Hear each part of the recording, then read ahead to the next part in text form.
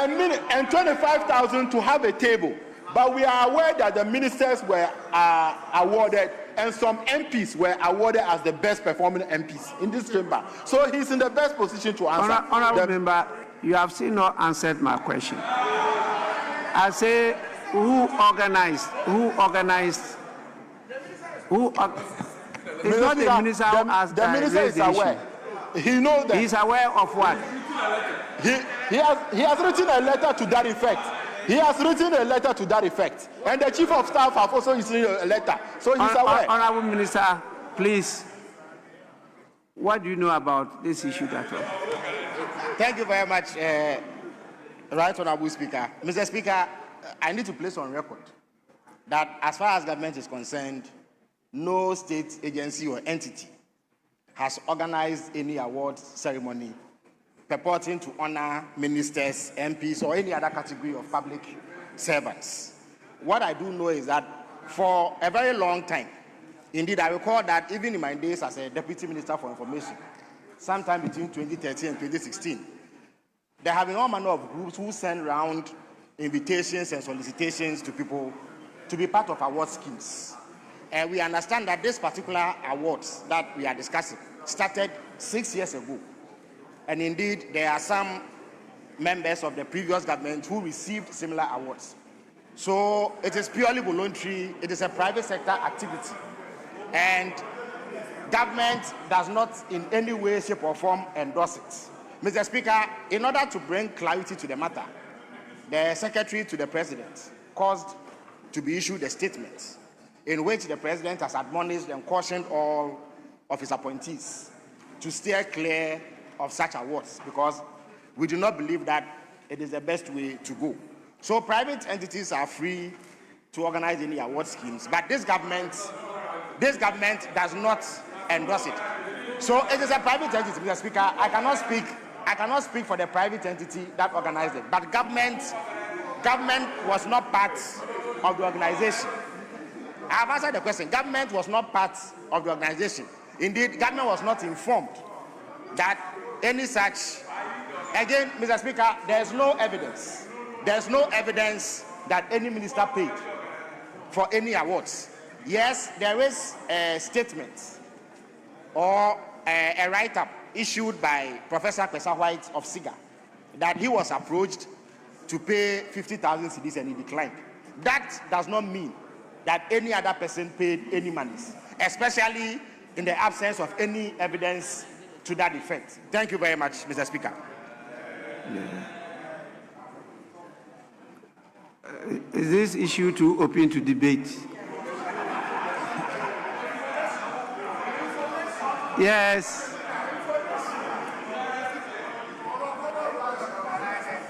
Thank you, Mr. Speaker.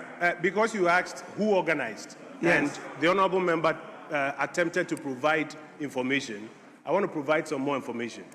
Mr. Speaker, the information out there is that it was organized by an entity with payment from some of the award winners. The award winners and some persons who declined have gone on public record that they were approached to pay some about 30,000, some about 50,000 before they could win these awards, and that they declined. And so, Mr. Speaker, I think as the honourable member tries to provide information, he should provide a full breadth of information, that it was organized by a private entity with payment from the ministers and other persons who won these awards. Thank you, Mr. Speaker. My question has not still been answered. Who organized the awards?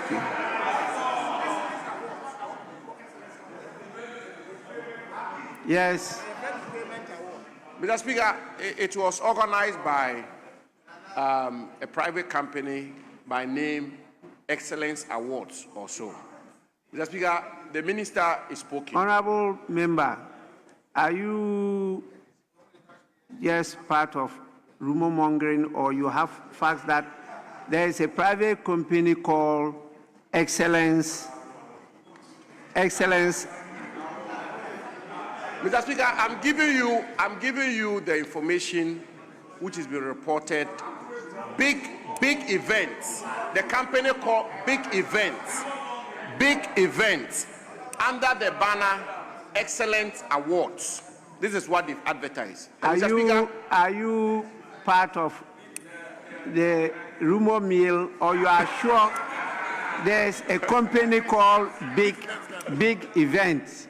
Because you are, I'm serious about this, because if you have cross-checked and you have official records that there's a company by name Big Events Ghana. Big Events Ghana. Registered That's company. the name of the company. Registered company. Registered company. With directors. Mr. Speaker, we have to check. But the name of the company is Big Events Ghana. But Mr. Speaker, it's a good question you asked. It's a very important question you asked. And Mr. Speaker, the further information I was trying to give you is that the minister responsible for government communication should have told you, Mr. Speaker, that this matter was so important that the president caused his secretary to issue a public statement on the matter. And so, when we are giving information, let's give the full remit of the information. The president issued a statement. And Mr. Speaker, the issue on the table is that this private company organized an award ceremony which ministers and government officials participated in and paid for. And Mr. Speaker, out there, this scandal is being captioned cash for awards. Cash for awards. And indeed, Dr. Kwesa White, Mr. Speaker, let us not forget that Dr. Kwesa White is the boss of SIGA, CEO of SIGA, and SIGA's mandate, Mr. Speaker, in all humility and modesty, I was Deputy Chief of Staff, part of the committee that transformed the Diversity Implementation Committee to SIGA. SIGA is responsible for monitoring state enterprises. And it is on the basis of that the boss of SIGA came out to say this awards ceremony is suspect. And that even he, as CEO of SIGA, he was approached to pay a whooping 50,000 Ghana cedis to receive an award.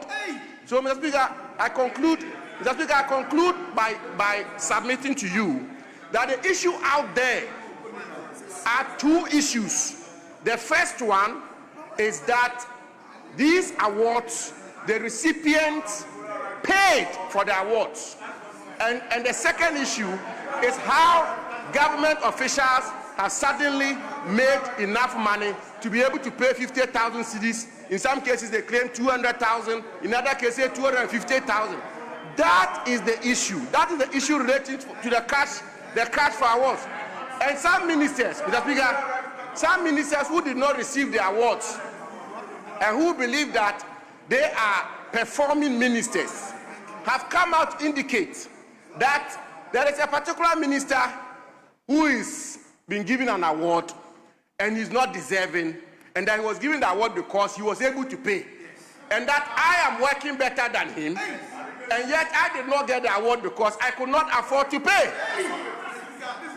Mr. Speaker, so when we are dealing with these matters, Mr. Speaker, in conclusion, when we are dealing with these matters, Mr. Speaker, it goes to the heart of the integrity and honesty of public service.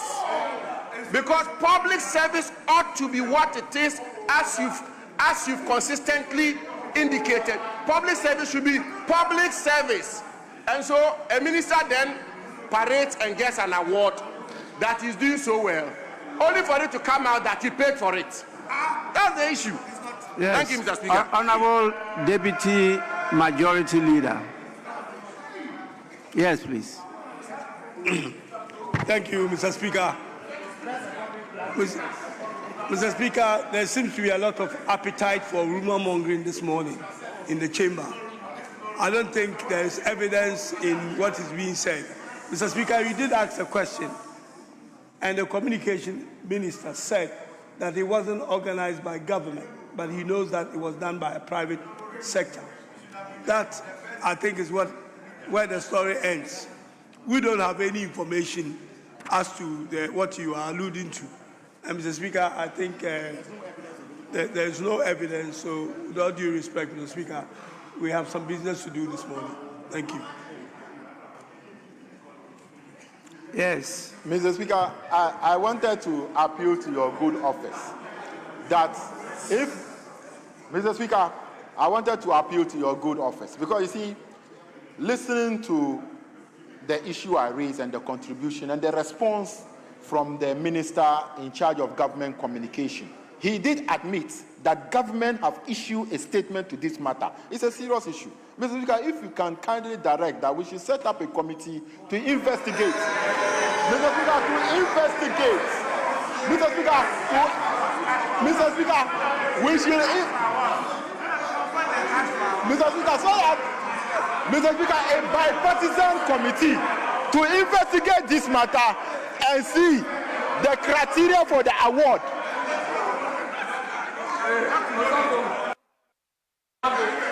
Mr. Speaker, we deserve to know the truth. We deserve to know the truth. So let's set up a committee to investigate it, see the criteria, see who have paid and who have not been able to pay, and then we can move on from there. Thank you, Mr. Speaker. Honorable members, I know you are very experienced members of Parliament, and you know what to do if you want Parliament to take action on this matter. When you come properly, we will definitely take the action. With this, we'll leave it at this stage. We expect you to come properly, and we'll take action. No country develops without integrity. It's not only applied to politicians, but to everybody in the society. So clearly something has happened. The president has raised issue about it, raised serious concern about it. And so as representatives, if we want to translate that into action, the process is there. You can follow it, and then we can delve into it. I mean, to at least nip this in the bud so that we don't continue to have such activities, such as alleged extortionary companies claiming that they know how to define quality, evaluate and assess people, and give awards. People that they don't appoint anyway. And so please, if you want this to be taken forward, do the proper thing. With this, we'll go to the next item. And as I said, the minister, I'm told, is not here. He's being represented by his deputy, able deputy. And so I'll call on the members to ask the question. The first one, question number 781, stands in the name of Honorable Eric Edem Agbana, the Member of Parliament for K2 North. Honorable Member, you may ask the question. Thank you, Mr. Speaker. Mr. Speaker, I rise to ask the Minister for Food and Agriculture strategies being adopted by the ministry to resolve the challenge of glut, especially in rice and maize crops. Yes, Honorable Deputy Minister.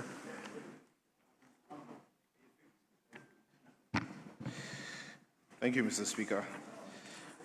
Mr. Speaker, through the dedicated efforts of the Ministry of Food and Agriculture, the country is currently experiencing a bumper harvest across several staple foods, including maize, rice, soya beans, and other starchy staples. The achievement reflects the success of ongoing agricultural interventions and the resilience of hard work of our farmers. Mr. Speaker, this success has brought with it an intended challenge. Due to the abundant produce on the market, many farmers are struggling to sell their commodities at remunerative and profitable prices. This situation poses a significant risk to farmers' livelihoods and could discourage future production if not addressed properly. Mr. Speaker, the government, through the National Buffer Stock, is tackling this glut by implementing a combination of direct purchasing, processing, storage, and strategies under the Feed Ghana program. The following are the strategies and the measures. The government directed the National Buffer Stock Company to purchase excess maize, rice, and soy from the farmers, following an initial 100 million in November 2025, and 2026 budget provided an additional 200 million for the 2026 season. The purpose of this intervention is to enable the procurement of grains, particularly maize and rice, from farmers across the country at guaranteed minimum prices. Currently, the National Buffer Stock Company has engaged approximately 45 accredited license buying companies, which have been assigned to various grain-producing zones across the country to purchase locally produced rice and maize directly from the farmers at the approved minimum guaranteed prices. Mr. Speaker, this strategic intervention will cushion farmers against price volatility and post-harvest losses, while helping to stabilize market prices and protect farm incomes. In addition, it will strengthen the nation's food security system by ensuring availability of adequate food reserves during the emergencies, including pandemics and other unforeseen disruptions. The ministry has been able to attract strong partnerships with donor partners to support infrastructure in food systems. Key is the World Bank Group support in Food Systems Resilience Program and World Food Program active support to the National Buffer Stock Company to refurbish and procure equipment for some storage warehouses across the country. These measures, once completed, will increase storage capacity and enable NAFCO to undertake more purchases.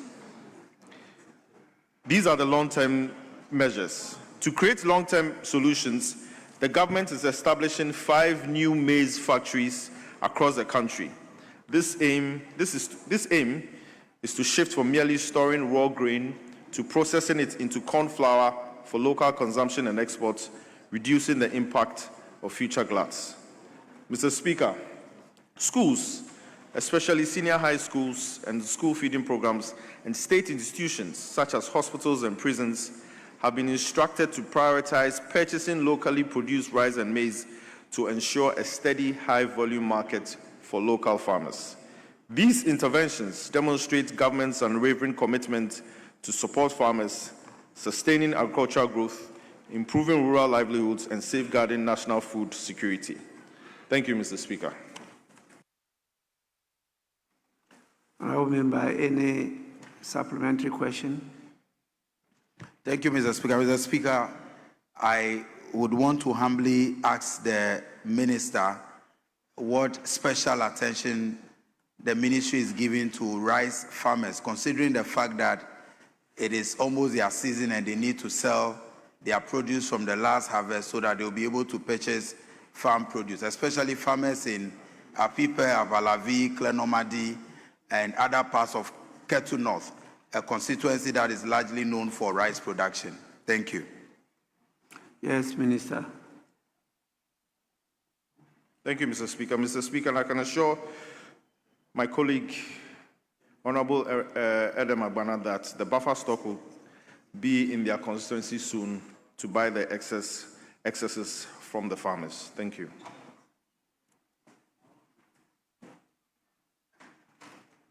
Honourable Member, any more supplementary? Mr. Speaker, thank you. That will be all for now. Thank you. Yes. Thank you very much, Right Honourable Speaker. Honourable Minister, in your answer, you mentioned that government budgeted 100 million in 2025, 200 million in 2026. I want to find out, so far, how much has been released to the buffer stock to purchase these food products? By the Ministry of Finance. By the Ministry of Finance records.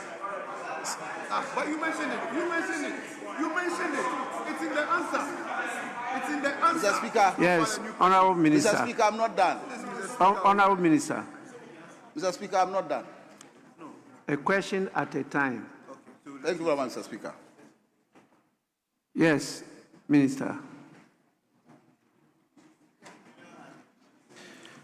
Mr. Speaker, as I earlier mentioned, 100 million was allocated to the national buffer stock in November 2025 last year.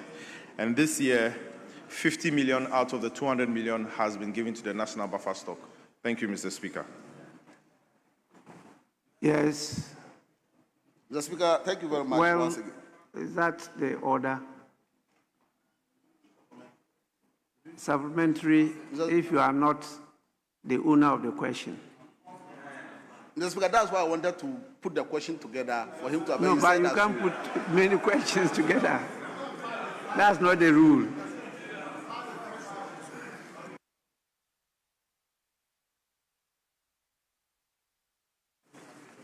Yes. Thank you, Mr. Speaker. Mr. Speaker, in the minister's response, he says that the slump in demand is as a result of a bumper harvest.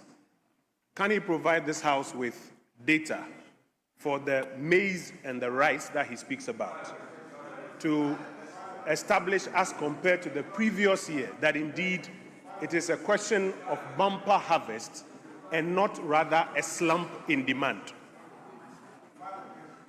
Yes, Minister. Mr. Speaker, those figures, I don't have it offhand, but I can confidently tell you that because of our prudent agricultural policies, it is indeed a bumper harvest. Thank you, Mr. Speaker.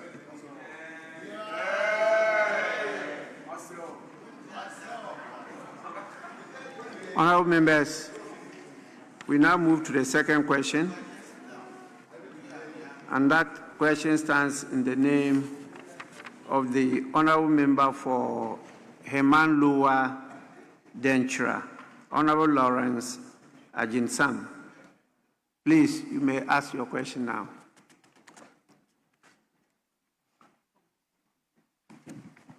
Right Honorable Speaker, I rise to ask the Minister of Agriculture, Food and Agriculture, the plans that the ministry has to enhance poultry value chain from production to processing and value addition, marketing and distribution, and consumption and demand. Yes, Honorable Minister. Thank you, Mr. Speaker. Mr. Speaker, the ministry's plan under the Feed Ghana program to enhance the poultry value chain from production to processing and value addition, marketing and distribution, and consumption and demand is anchored on a comprehensive end-to-end strategy designed to revitalize and expand Ghana's poultry industry. This involved targeted interventions to increase production, improve efficiency, enhance value addition, strengthen market access, and stimulate domestic consumption. Mr. Speaker, under the Poultry Industry Revitalization Program, the ministry is rolling out 3 major interventions to scale up Ghana's poultry production. 1, Poultry Farm to Table project. Under this, anchor farmers and outgrower support, 50 commercial anchor farmers will be selected nationwide, and each will be supported with 80,000 beds with additional logistical and technical assistance. 2, Poultry Intensification Program under the Food Systems Resilience Program, FSRP. This intervention is supporting 500 small to medium-scale poultry farmers across all regions to scale up their operations. 3, the Nkokon Kitinkiti Initiative, Backyard Poultry for Nutrition and Livelihoods. Mr. Speaker, to enhance food security at the community level, especially amongst vulnerable groups, the ministry is implementing a backyard poultry program targeting the production of an additional 3 million birds with a strong focus on women and youth. This program was formally launched on the 12th of November 2025 by His Excellency John Dramani Mahama to facilitate the immediate mass distribution of beds to households across constituencies. Mr. Speaker, these three interventions together will deliver a minimum of 10 million beds into the national poultry ecosystem. When this figure is combined with the production output of private commercial poultry farmers, we anticipate a significant increase in national poultry supply within the coming months.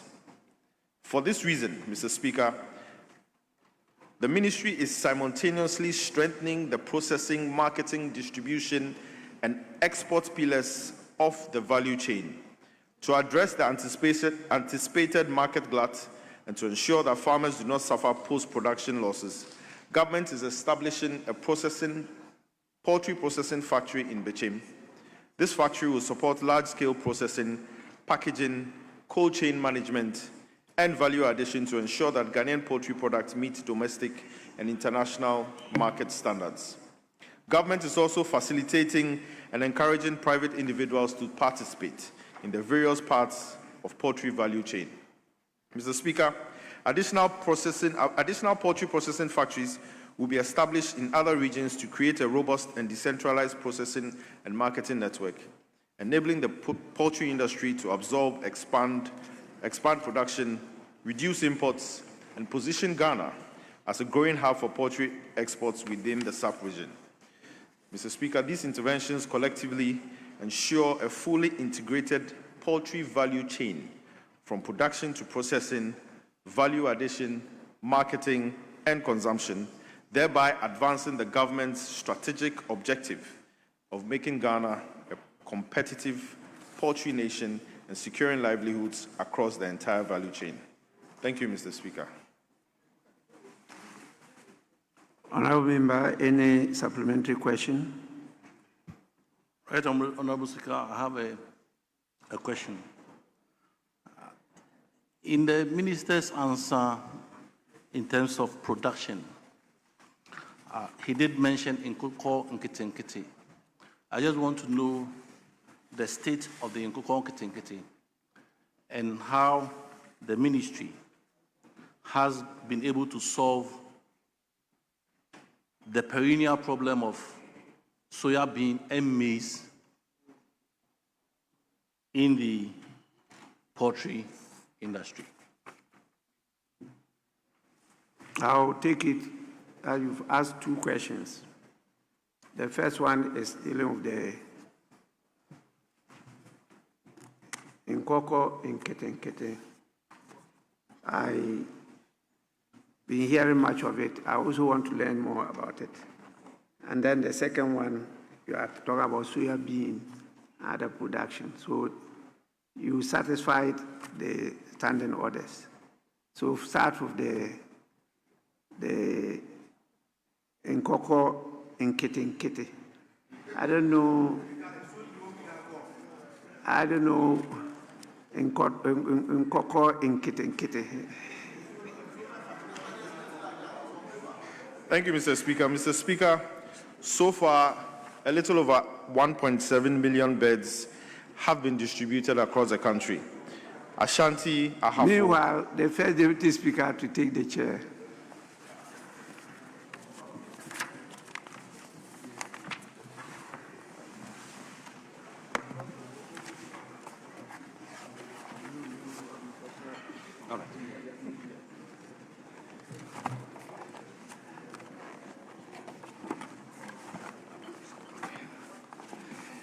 Yes, Honourable Minister, you may continue. Thank you, Mr. Speaker. Mr. Speaker, so far 1.7 million beds have been distributed across the country.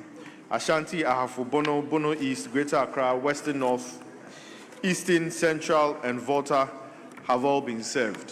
Thank you, Mr. Speaker.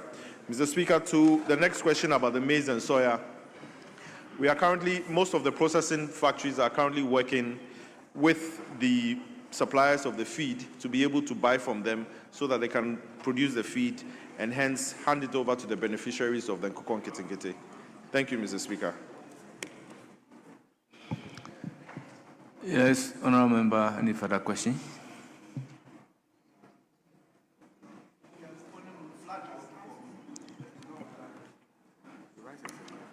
members. Honorable Speaker, I thank the Minister for the question. Very well. In the absence of any further question on your behalf, I thank the Deputy Minister responsible for Food and Agriculture for attending upon the House and responding to questions scheduled for him. You are hereby discharged. Yes, Deputy Majority Leader. Thank you, Mr. Speaker. Mr. Speaker, I think we want to move on to the statements. Item number 7 on page 3 of today's order paper.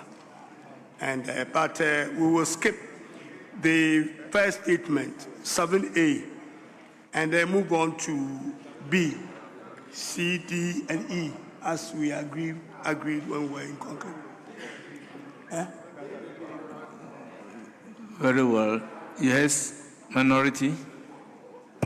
Mr. Speaker, we were just drawing the Deputy Majority Leader attention that if he can get the order of business varied, then we can lay 8 the maritime and related offences bill. So if that report can be laid, then we can make progress. Yes. Yes, Mr. Speaker, yes, thanks. I think we will do that. We will. Yeah, it is. The report is ready. Unfortunately, the chairman of the committee is not here. So we will ask a member of the committee to be able to lay the paper, so we will take it next week.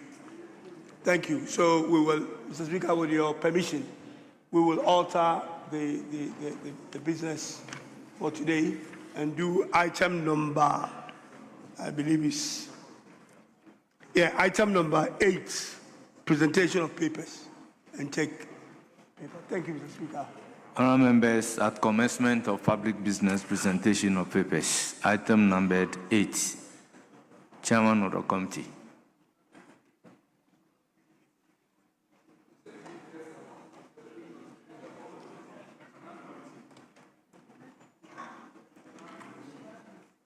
Who is a member of Committee on Roads and Transportation?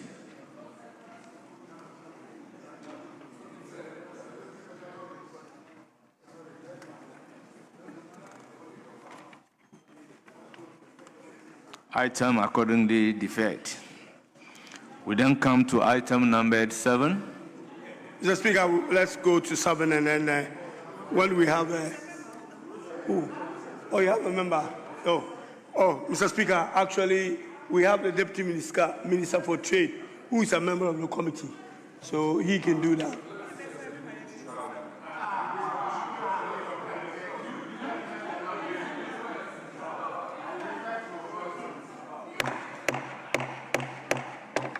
Honourable Deputy Minister, you may lay the paper. Report of the Committee on Roads and Transportation on the Maritime and Related Offences Bill 2026. Honourable members, report duly. Are you ready? Mr. Speaker, thank you for the opportunity. I rise on a matter of urgent national importance, the state of youth unemployment in our country today, and whether we are doing enough to tackle it. Mr. Speaker, let me begin with data from the quarterly labor force statistics of the Ghana Statistical Service. In December 2024, the unemployment rate for young Ghanaians aged 15 to 24 stood at 32%. By the third quarter of 2025, that figure had risen to 32.5%, Mr. Speaker. In the Greater Accra region alone, youth unemployment in Q3 2025 reached 49.3%. Mr. Speaker, nearly 1 in every 2 young people in our capital region is unemployed. The Ghana Statistical Service also tells us that 7 out of every 10 unemployed Ghanaians are under the age of 35. The GSS classifies 1.34 million young people aged 15 to 24 as not in education, employment, or training.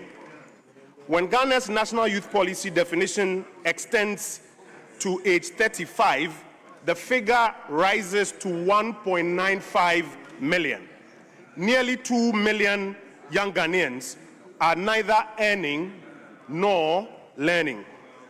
Mr. Speaker, the unemployment problem in this country is not a general problem with a youth dimension. It is a youth problem, and the burden is getting worse. And Mr. Speaker, let me be very upfront with this. No government has fully solved this problem, including the previous MPP government, and we must all take responsibility for this. But the question before this House today is what is being done now to tackle it and whether or not it is working.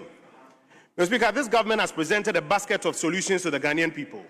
The 24-hour economy, the 1 million coders program, the Ejumara program, and the promise of 250,000 jobs annually. The 24-hour economy was launched in July 2025, but the authority bill only came before this House in February, and concerns have already been raised that it does not provide for the promised shift system or employment expansion. The 133 is not included. The 1 million coders program received over 90,000 applications in 48 hours, showing the hunger among young people. Yet by November 2025, the program's website was effectively offline before being relaunched with plans to onboard 30,000 people in the first cohort.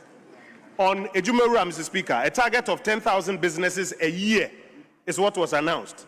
But by March 2026, 11 months after the launch, grants had been awarded to only 475 entrepreneurs, Mr. Speaker. On the 12th of November 2025, 21,000 young people converged at Elwak Stadium for a single Ghana Armed Forces recruitment exercise. Unfortunately, 6 died in the stampede and 5 more went into intensive care, all while competing for only some 2,000 slots. We have a labor market crisis, and it is getting worse.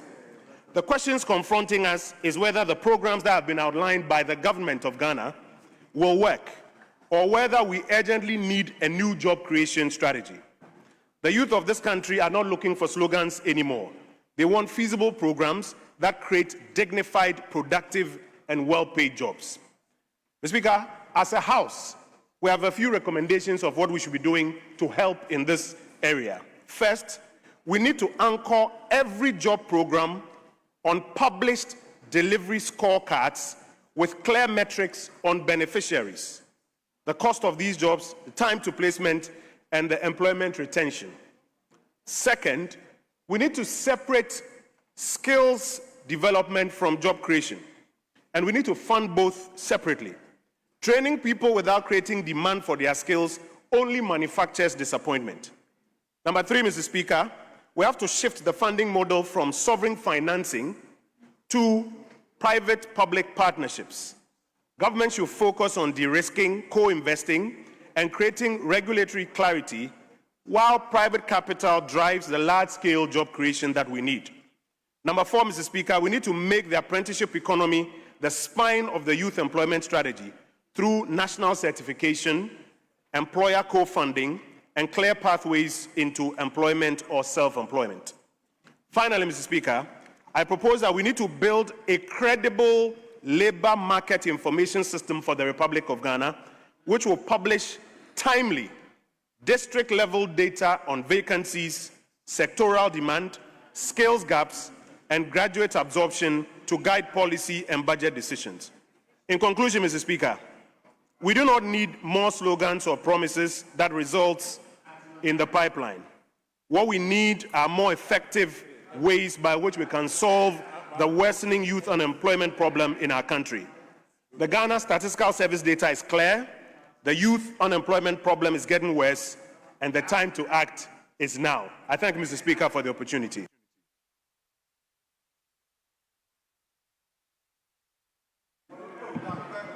Honourable members, that is the first statement for the day. Leaders, how many comments are we taking? In view of the fact that we have to take the C, the D, the E. Yes. 2-2.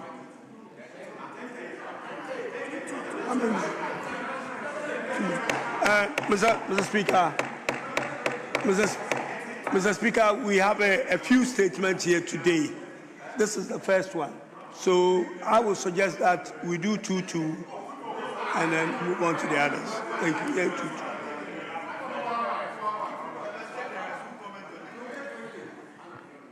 Thank you, Mr. Speaker. Mr. Speaker, this is a matter of national importance. We all know that the youth bulge is an issue, a demographic problem that we have.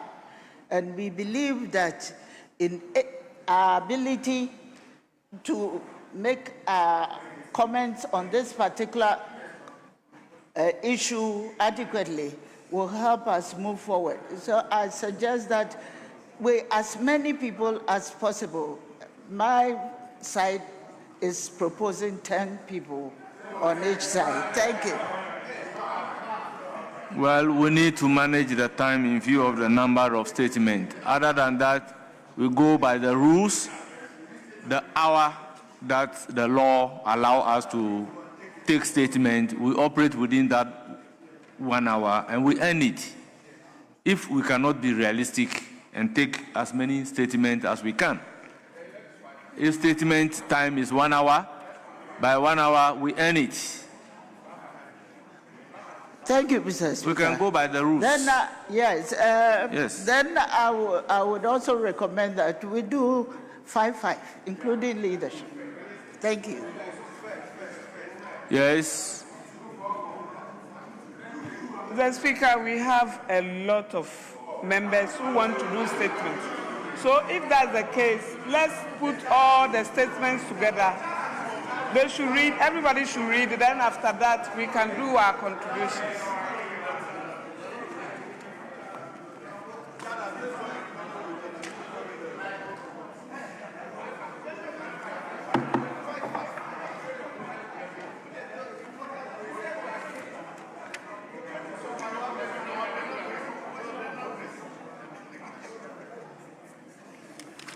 Statement time.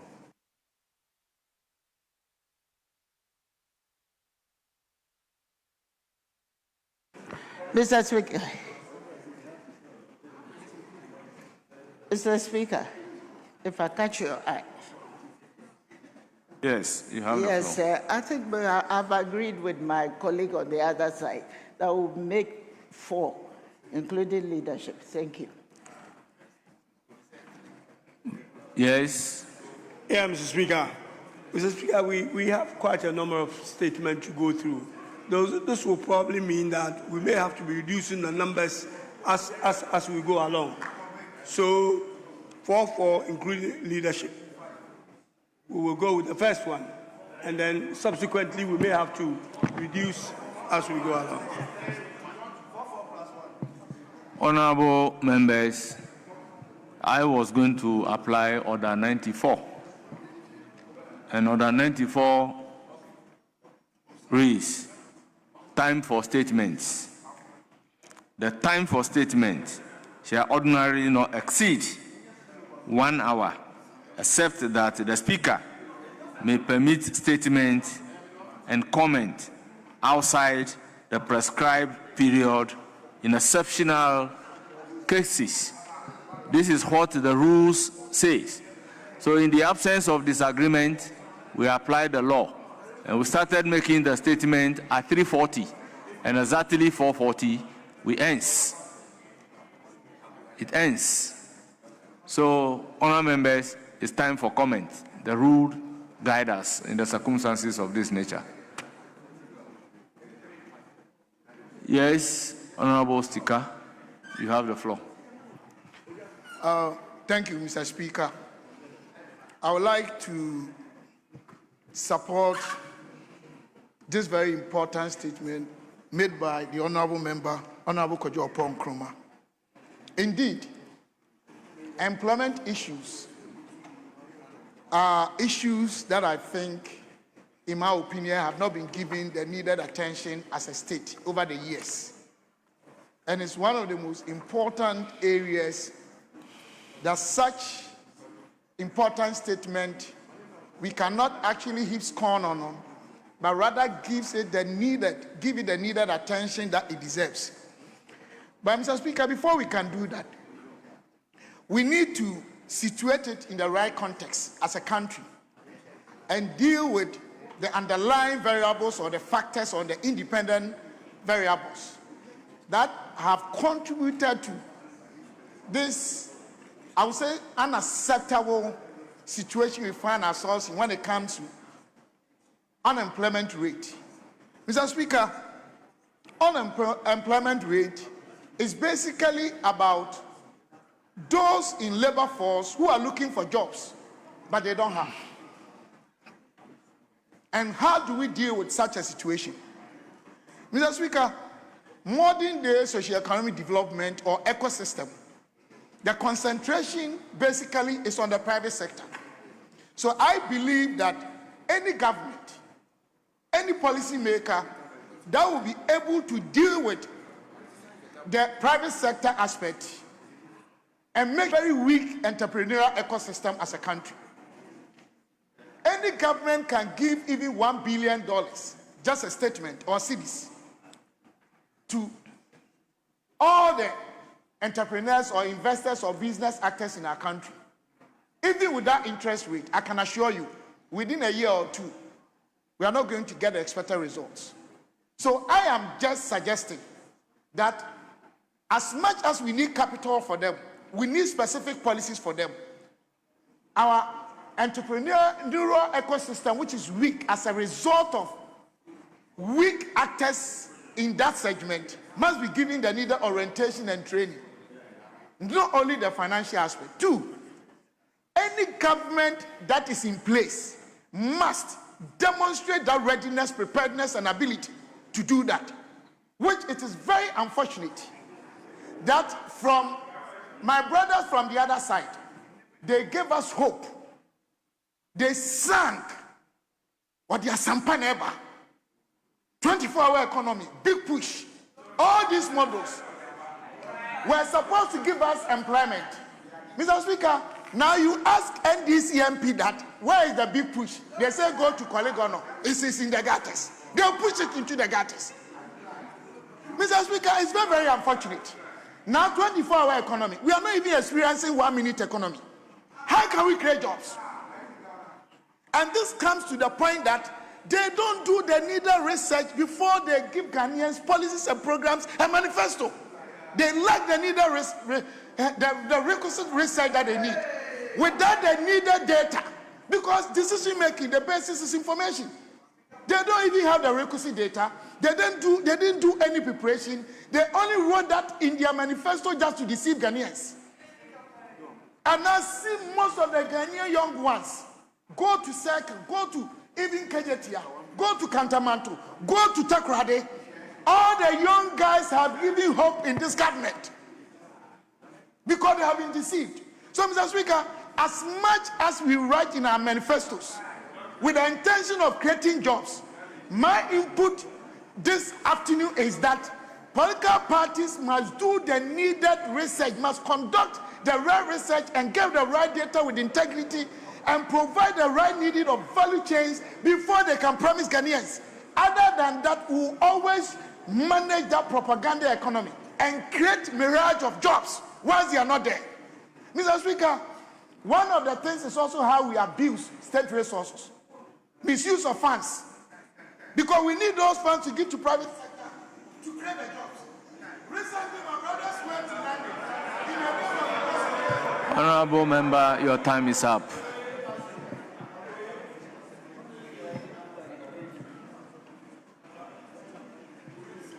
Yes, Honorable Ntimfojo.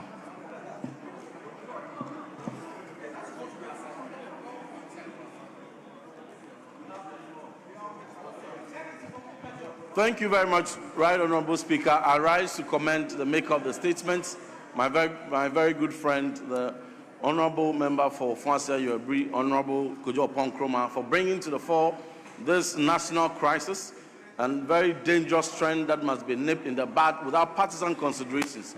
Mr. Speaker, it is very dangerous for every country, any country, who has unemployment rate of in the regions of 32%. It is very dangerous to have the youth between 15 and 24, about 2 million of them who are neither in school or who are neither in employment. That is very dangerous. That is a recipe for disaster. It is for this reason, Mr. Speaker, that youth unemployment has become one of the biggest national security threats we have on our hands in this country. The vulnerable groups who can easily lend themselves to radicalization, to extremism, are all stemming from unemployment. And the time has come that we do not pay lip service to political promises that offered jobs to the youth when it is time for campaign, but when power is won, we sit and just do little that will solve this unemployment problems. Mr. Speaker, across the world, in 2021, the Learning Generation proceeded a report and indicated that if nothing changes in the way that education is done across the world, by 2030, nearly 875 million people will reach adulthood without the skills needed to thrive, without the skills that will make them productive.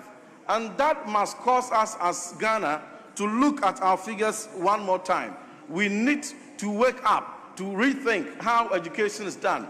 We need to rethink how skills development is done. We need to be able to reshape and invest properly in skills development, TVET education, apprenticeship, and link it to financing that will ensure that some small enterprises are set up. It shouldn't just be political jargons. It shouldn't just be some political allotment that is given to political apparatchiks, but it is a national crisis. We are talking about the youth beyond MPP NDC. We are talking about several millions of the youth who are looking forward for jobs, whether in the private sector or in the public sector. And these are people who are expecting that the energies within the private sector will be freed up so that more opportunities will be created. So if we are celebrating or touting economic or macroeconomic indicators that seem good on paper with low interest rates, exchange rate whatsoever, it should be able to translate in the expansion, commensurate expansion in the private sector, such that jobs will be created. We have a country that has a median age of 21.3. What that means is that many more, nearly half of our people are young people that are looking for jobs. And so we should move beyond just, touting textbook macroeconomic indicators into indicators that drive economic expansion, that create jobs, that ensure that even the skills that we are training are reflective of the needs on the market. And even beyond the Ghana, within the borders of Ghana, let us begin to train for skills beyond the borders of this country. We need to be able to train such that the Ghanaian youth will be able to confidently and productively compete for opportunities in Malaysia, opportunities in the West, in Americas, and in any part of the country, sitting right here in Ghana. Mr. Speaker, if we fail to do so and only reduce jobs and unemployment challenges to campaign cycles, going to promise political party apparatchiks, what will be the result is what we saw at Elwak, where 85,000 young people applied for slots that did not exceed 5,000. What we will see is the recent fracas and the recent security recruitment failure, which saw 500,000 young people already unemployed, who were milked 111 million cedis from 220 per person application, only to realize that we're only competing for 5,000 slots. So we need to be able to give hope to the young person. We must demonstrate it beyond the rhetorics, beyond the political jargons. This is the time the people in authority, the government in power must bite the bullet and must move beyond rhetorics, create jobs, expand the private sector, and ensure that we rethink our education. Let's focus more on skills. Let's focus more on funding. Let's focus more on creating entrepreneurs who themselves will create jobs that will employ our other teeming youth. Your time is up. Yes, Honorable Eric Afu. Thank you, Right Honorable Speaker, for the opportunity to contribute to the statement made by Honorable Kojo Oponkroma, MP for Ofuase Ayribi, and the ranking member for Committee on Economy and Development. Right Honorable Speaker, let me also commend him to raise this very important issue on the floor today. And also, let me also thank him for admitting to the fact that within the statement, the previous government was unable to solve the youth unemployment. Thank him so much for that. He's so fair and courageous to say this. Right, Honorable Speaker, let me say, what I'm saying is the truth. Go to the statement, you see. Mr. Speaker, let me say that in 2017, the general unemployment situation in the country was around 8%. 2016-17. Go and check. The general unemployment situation in the country was about 8% of the entire population. Mr. Speaker, in 2024, it was 16%. So he's right to say that the previous government could not solve the unemployment situation in Ghana. Mr. Speaker, it is true, obviously true, that in Ghana, about 400,000 youth graduate from schools every year for universities, polytechnics, and nursing training colleges, and the rest. So unemployment will be there. And to be frank with you, the government is unable to employ more than 1 million people. Government is unable to employ 1 million people per the structure of the economy. And therefore, we need to resort to the private sector. The private sector has to absorb these figures. That is why this government has introduced the 24-hour economy policy. 24-hour economy policy to absorb. You see, 24-hour economy policy is a private sector leg that will be able to absorb all the unemployment situation in the country. So we implore you to support it. And Mr. Speaker, let me say that this government has seen youth unemployment as a national security issue. As a national security issue. That is why a full ministry has been created to solve or to curb or to reduce the youth unemployment. More so, I'm very happy that he has mentioned some of the things this government is doing also to reduce the unemployed situation. Like 1 million coders program has been introduced. You have national entrepreneurship initiative programs. So this government is on course to solve unemployment situation in the country. Thank you so much, Mr. Speaker, for the opportunity. Yes, Honorable Samson Ahi. Thank you very much, Mr. Speaker, for the opportunity to contribute to the statement by my colleague. Mr. Speaker, there are two ways of addressing unemployment in the country, either through by the government or through the private sector. Mr. Speaker, with the private sector, if you look at the conducive economic environment that has been created by this government, it is supporting the private sector to expand their businesses and to create jobs. If you look at interest rates alone, Mr. Speaker, interest rate is now hovering around 16%, 17%, from about 26% in 2024 to 16%. What happens is that it allows businesses to be able to borrow money and expand their business. If they expand their business, it means they are going to employ the unemployed youth in the country. So government have put measures in place. One of my colleagues mentioned 24-hour economy. my colleagues were shouting. If you look at the incentive package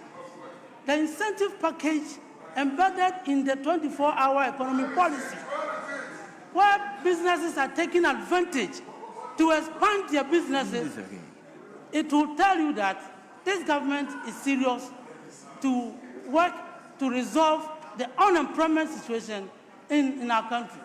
So, Mr. Speaker, if you have, and I'm happy that the maker of the statement alluded to the fact that the previous government didn't do much with regards to employment, youth employment in this country. Because, Mr. Speaker, for instance, now we have a lot of trained teachers who came out in 2022, they were not employed. 2023, they were not employed. 2024, they were not employed. So about 45,000 under their watch. They completed school during when they were in power. They didn't do anything about employing them. So these are all students who are there waiting to be employed. So, I mean, the issues about youth unemployment is good. But I have a problem with the messenger who is carrying this message to Kenyans. Because when you couldn't employ graduates from the teacher training college from 2022, 2023, 2024, is it today, 1 year after you have left office, 1 year after you have left office, you are now crying more than the bereaved. You are now crying more than the bereaved. So, Mr. Speaker, if you look at what the government is doing, this year, in 2025, government has expanded the export base. So from the GEPA, Ghana Export Promotion Authority, their records, there's increase of 35% of export into export values in this country. $5 billion. $5 billion.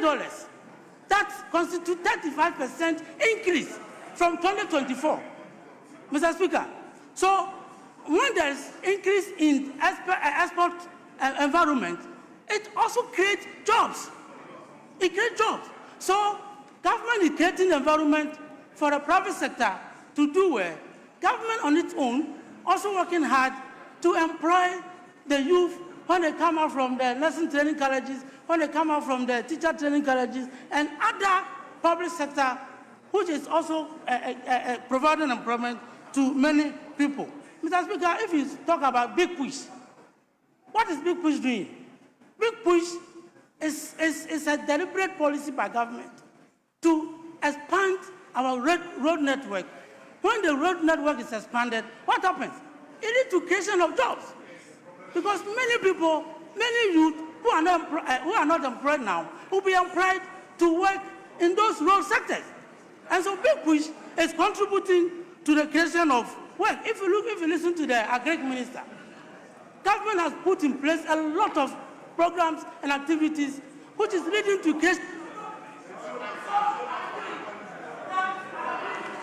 Honourable Member, your time is up. Yes. Honourable Member, your time is up. Yes, Honourable Abujinapo.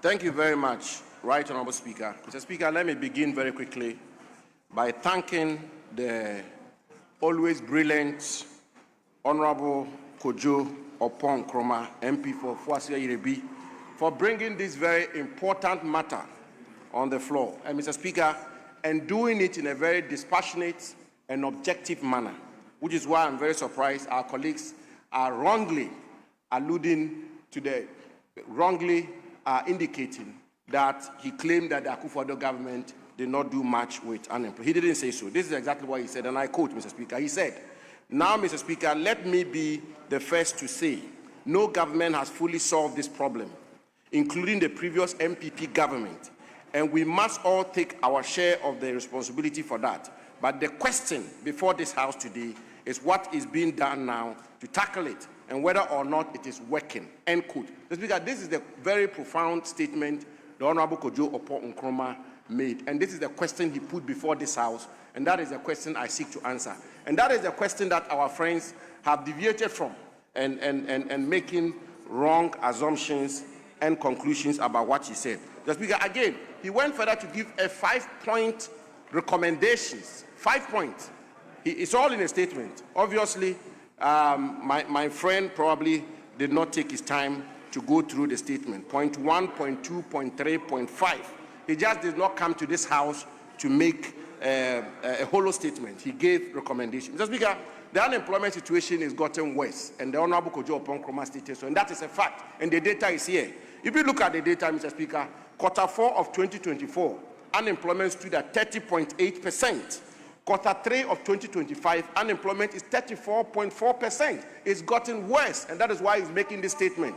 And Mr. Speaker, our friends are strenuously making the point that unemployment is not an issue in Ghana and that they are solving unemployment. I think the jury is out there. We will leave it to Ghanaian unemployed youth. If you are a Ghanaian young man watching us now, who exactly said that? Mr. Speaker, I'm saying that our colleagues from the other side, their position, the argument they are making is that they are solving the unemployment situation in Ghana. That's the point they are making. Mr. Speaker, may I proceed?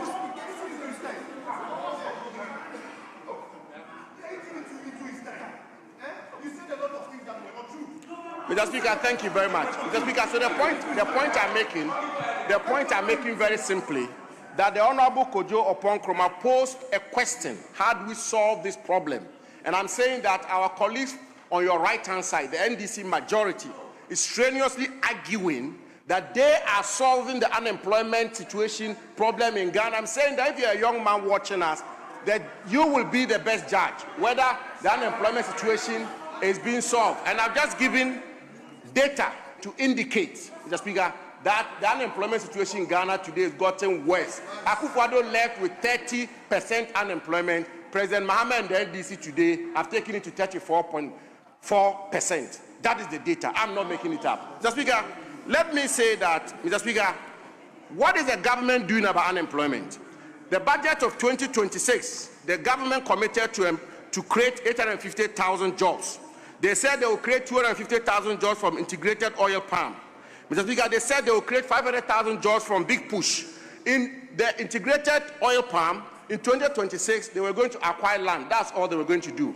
And then Big Push, they said they will create jobs for masons, for carpenters, and so on and so forth. All those are important. However, we are talking about youth graduate unemployment.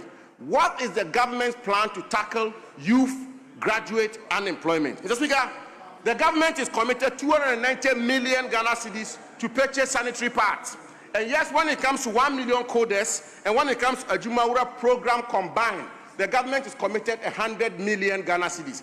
That is a question of priorities. If you give a young woman a job and the young woman earns money, the young woman will be able to purchase her own sanitary. Mr. Speaker, let me conclude by saying that government across Ghana says they are solving unemployment by building 24-hour markets. Mr. Speaker, today in Ghana, even in the afternoon, people are not purchasing goods and products. People are not purchasing maize. People are not purchasing farm produce. Across the length and breadth of Ghana, markets are not operating in the afternoon. Purchasing power has gone down. There's no liquidity. You are not paying private sector. The finance minister is not funding agriculture. He's not funding industry, which are the backbones of our economy. You cannot create a day economy. You cannot create a 12-hour economy. How are you going to create a 24-hour economy? The unemployment situation has gotten worse, and that's a fact. I thank you, Mr. Yes, Honorable Adam Agbana. Thank you, Mr. Speaker, for the opportunity to contribute to this very important statement ably delivered by the Honorable Kojo Oppong Nkrumah. Mr. Speaker, let me begin by commending the maker of the statement for the constructive manner in which he delivered this statement. Mr. Speaker, the issue of unemployment is a national security issue, not just an economic issue.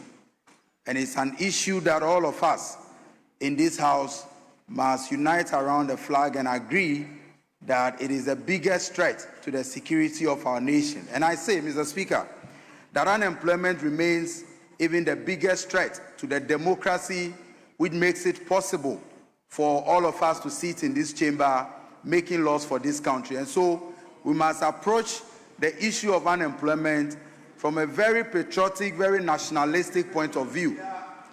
After the statement was ably delivered, Mr. Speaker, the commentary that followed, my only surprise is that some of the commentary from the other side makes it appear as though before January 2025, there was an issue or there was no issue of unemployment. But the figures are there, Mr. Speaker. Mr. Speaker, let us be very honest and brutally honest about this conversation. Mr. Speaker, the first thing we need to recognize is that every year, about 300,000 people graduate from our various universities, and over 60% of them are unable to find jobs. So what happens is that the number keeps piling up, and so in subsequent years, others will graduate, and only less than 40% will find jobs. So the connectivity between education and the economy is something that has not been able to fix. Mr. Speaker, we need to fix the education to economy pipeline, and that must be fixed by industrialization. Mr. Speaker, that is the only way to go. That is why the 24-hour economy, which has become a blueprint for industrializing this country, must be embraced. And when we hear from our friends in the NPP, they have reduced this whole 24-hour economy issue to just slogans and the market and what have you. But in this House, Mr. Speaker, we were presented with the economic blueprint for the 24-hour economy, which involves, Mr. Speaker, in case maybe they were not there, we had orientation, a post-budget orientation in this House, and the Honorable Gusitano was here. He mounted a discharge board and oriented members of this House about, and so if you were not there, or you did not pay attention, I'm sorry, but we cannot accept responsibility for your failure not to pay attention to key economic policies. However, government is instituting a 24-hour economic policy which is seeking to industrialize. It is out of that. That is why today, the Volta Lake and across that zone, we have some investment being made to create job opportunities. Mr. Speaker, the other thing we need to fix is the fact that as we speak, in our country, we export almost everything as a raw material. No country can solve the problem of unemployment if we are not adding value to the natural resources that we have.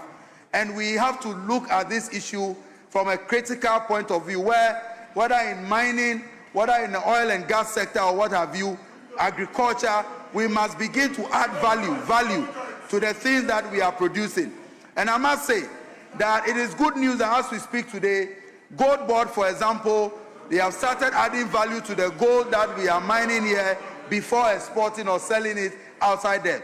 Mr. Speaker, the other issue we also have to look at with the issue of unemployment is the fact that successive governments talk about entrepreneurship, but entrepreneurship without key support for young people in terms of capital is actually cruelty.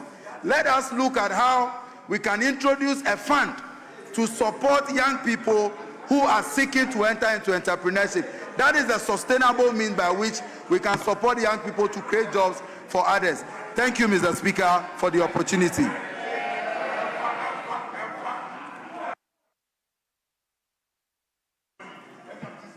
Yes, Deputy Leader. Yes, Mr. Speaker, I yield the leadership to Honorable. We've done three. Yes, you have the floor. No. You have the floor. Yes. Thank Mr. Speaker, I would like to commend the maker of this statement for bringing such an important issue before the House today. Mr. Speaker, the situation we face today, we've gone beyond somebody proposing an Indomie 133 economy situation. Mr. Speaker, the situation that we face today, the young people are not asking for pity. In our various constituencies today, Mr. Speaker, maybe my colleagues will try to shy away from that problem. There's a growing trend where the young people, after acquiring a degree, because there are no jobs, they are now looking forward to applying for another course to obtain another degree. They keep piling these certificates with a job deferred for a day, date, year that they cannot even tell. Again, Mr. Speaker, we were in this chamber when the NDC themselves brought this 24-hour economy thing before our very august house. We are almost into 24 months since they got into this government. And today, if you go to even the 24-hour economy secretariat, they themselves do not practice that 24-hour economy that they are talking about. Again, Mr. Speaker, another interesting phenomenon. This is a subtle introduction of unemployment tax, because as they keep acquiring the certificates and degrees with no end in sight, and somebody is telling us that we've heard these things before, we've heard these things before. Isn't it strange that, Mr. Speaker, we have a government today that they will tell you that we are launching a 1 million coders program, almost 18 months or more into their tenure. They have not even been able to onboard even 100,000 out of the 1 million. Mr. Speaker, they come and they tell us about a Jumeirah project. You ask them and they are not able to give you even figures to run with. Go to the Ministry for Youth Development. Even that ministry itself is underfunded. They themselves need a rescue and a bailout. Mr. Speaker, our colleagues should not reduce this unemployment situation, which Adam aptly put it. It is a national security matter. Because if the young people in our various constituencies cannot see any end in sight, the politicians become a target for their frustration. And so, Mr. President himself came here, whilst he was talking about 10,000 people even coming under a particular program, they were able to only boast of 475. Honorable Opon Nkrumah should be commended for making such a bold statement on this floor. But we want to appeal to our colleagues. If they have run out of ideas in helping solve the unemployment situation, they should go for this statement. Mr. Speaker, we won't be intimidated. Mr. Speaker, it is clear from the ongoing that our colleagues, they need help as far as solutions are concerned. And then to make matters worse, under the Big Push program, this year, they said they were going to employ about 900,000 young people. We are in June. Mr. Speaker, even the carrying mortar, water, sun, that one jobs, even they haven't been able to even employ 10,000 out of it. So what are we talking about here? I believe that the solutions proposed in this statement are real and they are tested in other countries, and these are things that we can support the young people of our country when it comes to it. In conclusion, Mr. Speaker, we need a very serious debate on the issue of unemployment in our country. If you walk on the street of Accra today, Mr. Speaker, the street today in Accra is hot. Mr. Speaker, I don't know what you are hearing in your constituency, but in some of us in our constituencies, you go there, the young people approach you and they ask you, when you go to Parliament, ask Mr. Speaker to ask the President that Ejumano Ewo. Thank you, Mr. Speaker. Yes, majority.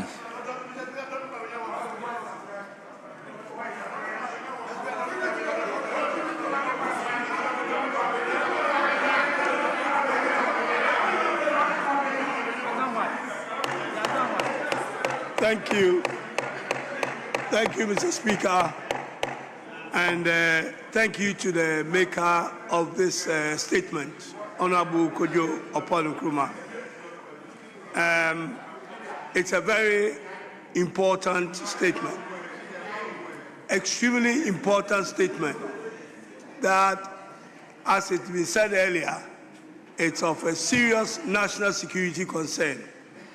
None of us in this room is safe for as long as unemployment continues in this country. Mr. Speaker, I wish my brother had made this statement about 8 years ago, when unemployment actually started going up.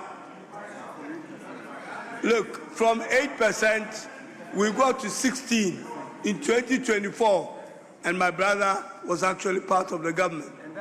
But as I have said earlier, it looks as if we get our best ideas.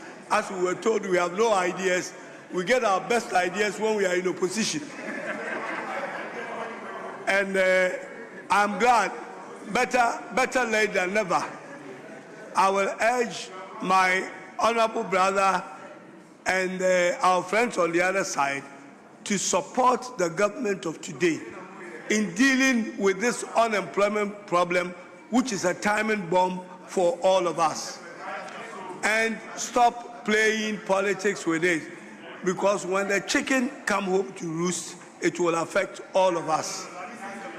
I'm sure I can remind you, and you know so well, what caused the Arab Spring. It is as a result of excessive unemployment that created that situation. If we continue with policies that cannot hold water, and continue that if you do things like participating countries expanding from the traditional 30-18 format, the 2026 FIFA World Cup is the largest and most inclusive FIFA World Cup ever staged, with 104 matches to be played across the 3 host nations. Mr. Speaker, from our maiden appearance at the 2006 FIFA World Cup in Germany to our landmark quarter-final feat in South Africa in 2010, the Black Stars have demonstrated that Ghana possesses the requisite talent, resilience, and determination to compete at the highest level of world football. Mr. Speaker, our World Cup has so far been marked by the remarkable brilliance of players whose outstanding performances have brought immense national pride and elevated Ghana's flag on the global stage. Our legendary striker, Asamoah Gyan, remains the highest scoring African in FIFA World Cup history with 6 goals across 3 tournaments. Also, our iconic footballers, such as the Ayew brothers, Sule Muntari, Kevin Prince Boateng, John Mensah, John Painto, and several other distinguished players have projected Ghana onto the global stage and continue to inspire millions worldwide. As 2026 FIFA World Cup commences today, we must recognize that football in recent times is far more than a sport. It is a global industry that creates employment, attracts investments, drives tourism, strengthens media and entertainment, and reinforces national identity. Let us proudly wear Ghana, celebrate our heritage, and promote the greatness of our nation through this World Cup. We must also emphasize that sporting success does not happen by chance or overnight, but through the right investments, planning, and nurturing of talent. I firmly believe that Ghana will one day become the first African country to win the FIFA World Cup if the aforementioned measures are put in place. One cannot be more proud than to witness the prudent decision of His Excellency John Dramani Mahama to adopt the recommendations of the Jamafe Committee by discontinuing the use of scarce public funds to sponsor supporters to international tournaments. This practice previously drained millions of dollars from the public purse, resources that could have been directed towards critical national priorities, including investments within the sports sector. The decision of the government is a clear indication of its unwavering commitment to fiscal discipline, national priorities, and the national interest. Mr. Speaker, before I take my seat, it is important to emphasize that under the leadership of His Excellency John Dramani Mahama, Ghana has witnessed an unprecedented approach to national mobilization of the World Cup, particularly through the World Cup fundraising initiative, spearheaded by the Ministry of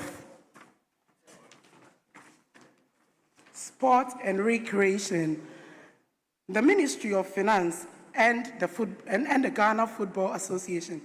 This initiative has fostered national unity and enabled individuals and corporate entities to make tangible contributions in support of Ghana's participation on a significant scale. For Ghana, even our celebrated musical icons, Shatta Wale and Stonebwoy, set aside their differences and embraced each other in solidarity and support of the Black Stars during the launch of the World Cup fundraising initiative. For Ghanaian fans who will be present at the 2026 Mundial in the United States of America, Canada, and Mexico, let your voices be heard in the stadia. Let our players feel your presence through the ever-captivating drama, and let your energy and encouragement motivate them to deliver their very best for Mother Ghana. As the tournament unfolds, let us stand firmly behind the Black Stars. Let us raise the Ghanaian jersey and the Ghanaian flag high for all the world to see. Above all, may they bring honor and glory to the Republic of Ghana. I thank you, Mr. Speaker, for the opportunity. Honourable members, that is our second statement for today. And again, I'll ask how many comments are we taking? Yes, Deputy Majority Leader. Thank you, Mr. Speaker. Mr. Speaker, we prayed earlier on that when we do the 4-4 for the first one, we'll begin to scale down on the number so that we can catch up on time. So for this one, 2-2, and then leadership. So that we 2-2 plus leadership is 3-3. Very well. So we can get to the others. Minority. Okay. We are okay. Very well. Yes, you have the floor. Thank you, Mr. Speaker. Thank you for giving me the opportunity to contribute to the statement made by Honorable Laurentia and also as a member of the Sports Committee. Mr. Speaker, this is our 5th World Cup appearance, and as stated by the maker of the statement, Ghanaians and World Cup have special bond. To us, it is more than football. It is a pride, unity, and a Black Star energy. Mr. Speaker, Ghana made its first appearance in 2006 with a remarkable success by reaching the quarterfinal. Let me use this opportunity to commend His Excellency, the ex-President John Ajekun Kufuor, for having a faith in them by putting in more resources for us to get to that remarkable success. Mr. Speaker, today marks the beginning of the World Cup, and it's very sad when we went out there. You don't see the enthusiasm and the energy that comes with the World Cup tournament. Mr. Speaker, all this as a result of meaningful Ghanaians who want to genuinely support the Black Star with their own resources have been denied visas. And this one has brought to this sadness or situations happening this time. Mr. Speaker, with all this, I will also add my voice to entreat Ghanaians, irrespective of all these unhappy situations, to wear their Black Star jerseys, go out there and support them. And I know they will feel the spirit wherever they are. So, Mr. Speaker, with these few words, I will conclude and say, go high, Black Star. Thank you for giving me this opportunity.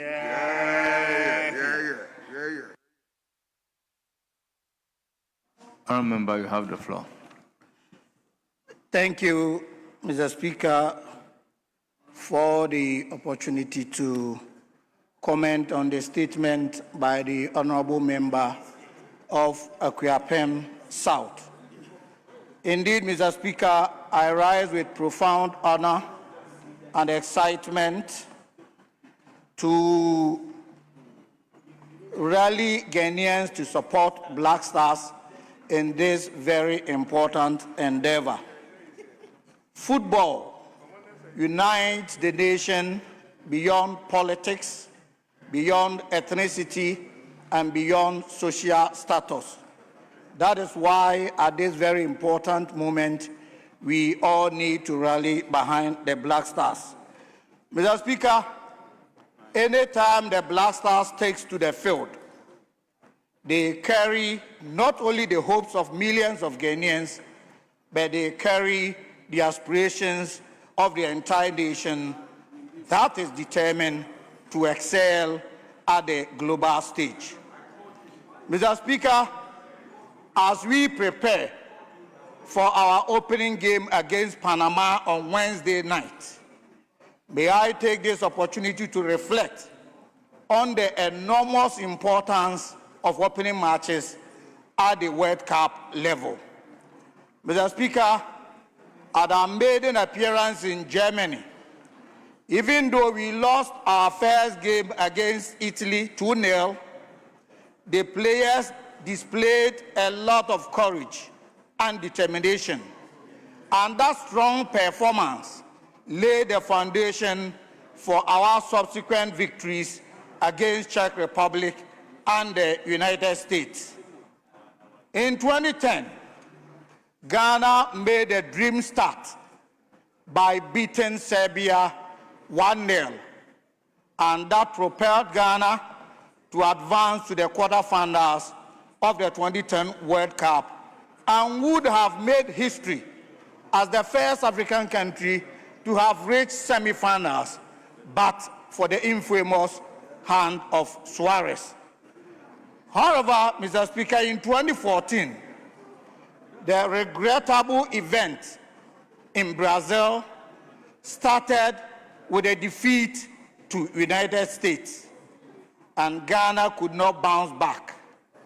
This defeat triggered chains of unpalatable events, resulting in our humiliating exit at the group stage. Similarly, Mr. Speaker, in 2022 in Qatar, having suffered another defeat in the hands of Portugal, Ghana could not rise to the occasion again. It is for these experiences that, Mr. Speaker, I want to use this forum to caution the players, officials, and all Ghanaians to eschew complacency as we prepare against Panama on Wednesday, because it has been established that the opening matches usually make or unmake teams at the World Cup. So we need to win against Panama. And Mr. Speaker, Wednesday's match is not about 3 points only. It is about laying a very strong foundation to motivate the players to go into the game against England and Croatia. Mr. Speaker, Ghana finds itself in a very difficult group where we have England, that has been named as one of the favorites. We also have Croatia. And in 2018, Croatia reached finals at the World Cup in Russia. 2023 in Qatar, third place, they reached semi-finals. So this clearly is a very strong team. Even though the team is aging, we cannot underestimate the influence of the likes of Modric, Perisic, and Kramaric in the team. Again, Panama may not be on the same pedestal as England and Croatia. But, Mr. Speaker, they have proven to be a very resilient and tactically disciplined side. Their recent friendlies, they beat Dominican Republic 4-2 and drew with Bosnia-Herzegovina 1-1. So, Mr. Speaker, we are in a very difficult group. We may have our individual differences and individual opinions about call-ups and... Honourable Member, your time is up. Yes, Honourable Sami Oku. Mr. Speaker, let me commend my neighbor, the maker of the statement, Repub South. Mr. Speaker, football is the passion of the nation. It was our hope and belief that as prosperity was trickling down, and just as my sister was calling for a bipartisan nationalistic approach to the support, at least the slot would have been shared in a bipartisan way and a nationalistic way so that we can all be cheering and chanting and supporting our Black Stars. So, Speaker, that notwithstanding, it is our hope and prayer that our colleagues from the other side who got the opportunity to get their constituents to go witness the World Cup in Canada, Mexico, and the United States, they will also do justice and make us proud by presenting themselves in a nationalistic way, by wearing Ghana and being proud of Ghana. Mr. Speaker, just as my good sister and Member of Parliament for Repub South stated, football comes with its own economic activities. Whereas we also understand the fact that we are not in normal times, I would like to also use this platform to also encourage the players to show discipline on the field and also make the entire nation proud. As for the mood of the nation, it is down because of the economic situation we find ourselves in.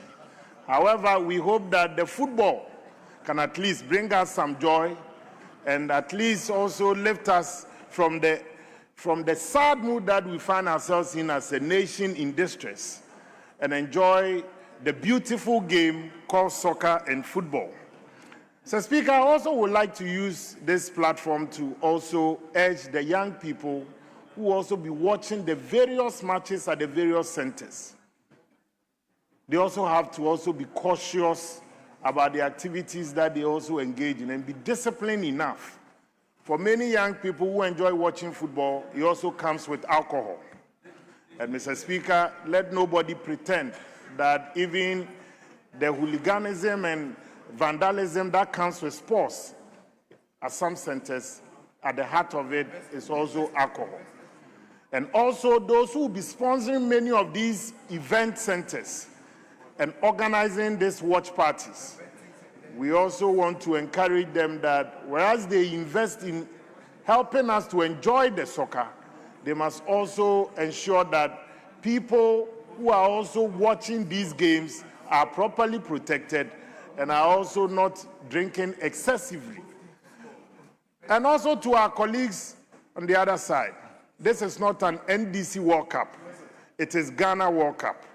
And so any attempt to also make it look like it's an NDC World Cup should also not be encouraged. We are supporting each other to make sure that the national team will make us proud. Thank you, Mr. Speaker. And once again, let me commend the maker of the statement. Thank you very much.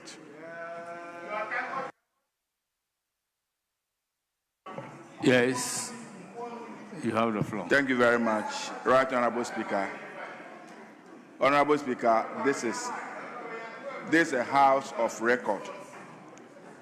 Mr. Speaker, this is a house of record.